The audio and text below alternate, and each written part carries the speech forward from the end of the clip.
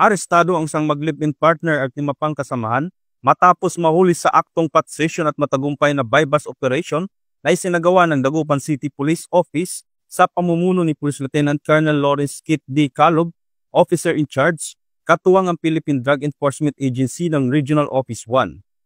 Ayon sa ulat, naganap ang operasyon mula alas 10 ng gabi ng Oktubre 11 hanggang alas 12 ng madaling araw ng Oktubre 12, 2025 sa isang bahay kung saan naabutan ng mga sospek na nagsasagawa ng possession. Kinilala ang mga pangunahing sospek sa mga alias na Boyong at Neneng na mag-live-in partner kasama ang 5 pang kasamahan na pawang residente rin ng sabing lungsod.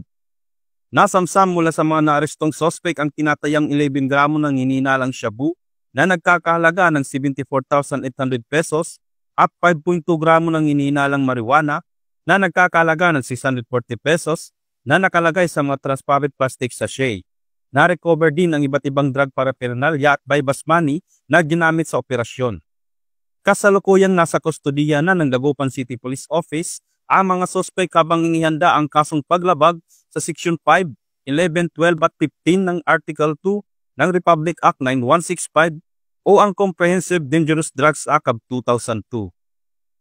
Mula dito sa Ilocos Region, ako ang inyong PNN correspondent, Police Staff Sergeant Jandel Supremo, alagad ng batas, taga-taguyod ng Balitang Pulis.